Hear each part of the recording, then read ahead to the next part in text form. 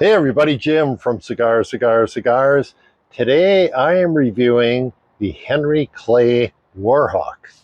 If you're not familiar with Henry Clay, he was Secretary of State back in the early 1800s, and he was a big proponent of the War of 1812, and people referred to him as a Warhawk. So that's where the name of the cigar came from.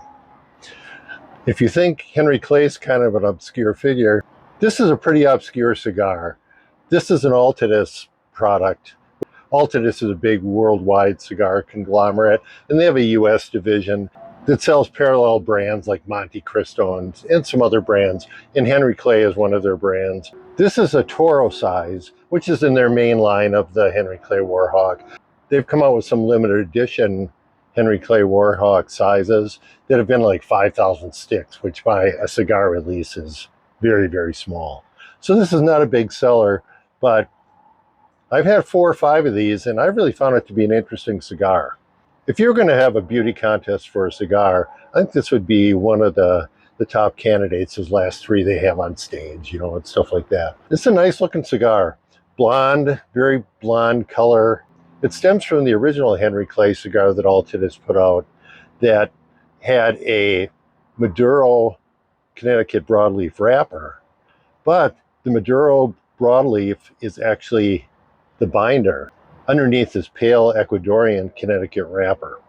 As a result, this I think is a pretty interesting cigar. This was named number 10 in 2020. It came out late in 2019, and it was named number 10 by that one magazine in terms of the best cigars of the year.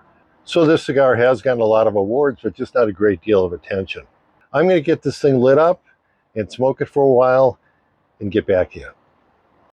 I'm far enough in this Henry Clay Warhawk cigar to give you a final report. As I mentioned, I've smoked a number of these before, so I'm pretty familiar with this cigar. It's an interesting cigar. It has a real strong kick. For being a Connecticut, it has a lot of spice to it. I'm going to say white pepper, something like that. I mean, it hits you with a bit of a blast at times.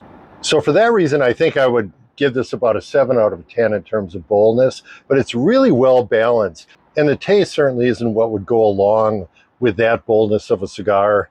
It is very light and fruity, almost citrusy, not sweet, but very light and very well balanced.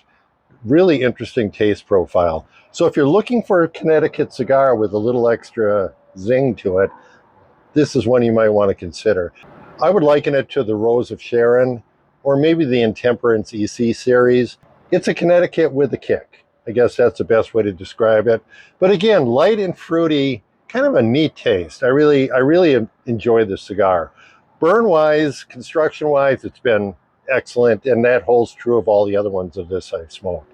So overall smoking experience, all things considered, I'm going to give this a 9 out of 10. It's a good cigar, and it's a mid-price cigar by US 2024 standards, about $9 retail, which I guess we'd call a mid-price cigar these days.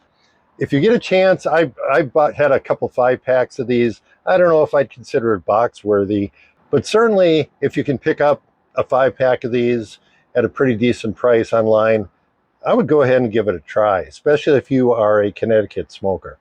All right, I will see you next time from Cigars.